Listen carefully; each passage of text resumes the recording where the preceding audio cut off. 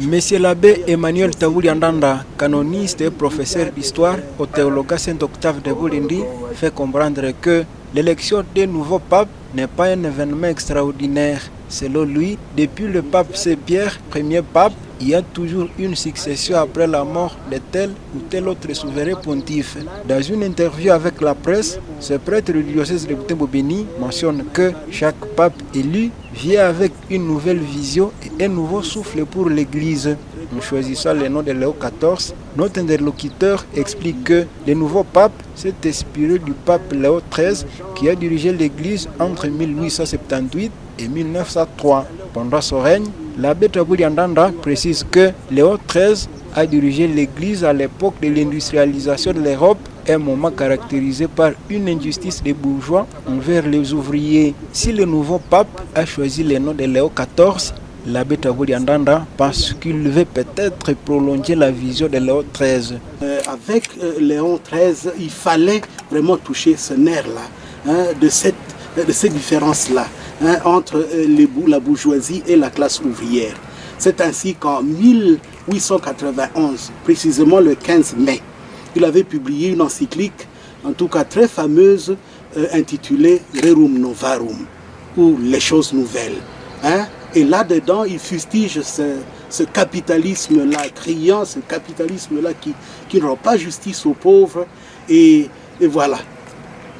C'est ça. Donc, dans l'encyclique, il veut la justice qui doit être rendue aux ouvriers qui étaient jetés dans les fournaises des industries de ce temps-là.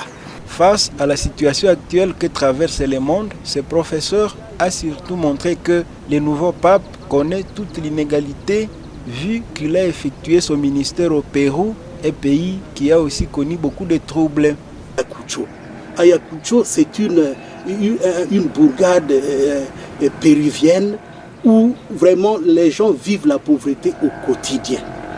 Et notre pape, l'actuel pape, a vécu au Pérou, il a vu tout ça. Il a vu comment les multinationales exploitaient l'Amazonie. Nous avons appris qu'il a ouvert même une paroisse dans cette Amazonie-là, une forêt, le double de la France d'aujourd'hui. Alors, il connaît la réalité, comment les gens sont exploités. Et lui aussi, peut-être s'il avait l'occasion de le dire, peut-être il l'avait dit en son temps au Pérou, aux multinationales de retirer leurs mains de cette forêt-là qui abrite un bon nombre de populations indigènes et dont la forêt est la source de revenus. Voilà, moi je pense qu'il continuera sur cette même voie-là, dans la défense du pauvre, dans la défense de l'exploité. Le pape Léo XIV devient le premier pape issu des États-Unis. À ce sujet, M. l'abbé Taouli Andanda dit que les origines ne doivent pas être à la base des discussions car l'Église est universelle. Il a révélé que l'Afrique a déjà fourni 3 papes dans l'histoire de l'Église, notamment le pape Victor, le pape Gélade et le pape Miltiade. Il recommande aux fidèles chrétiens de prier pour le pape et de croire à l'Esprit Saint.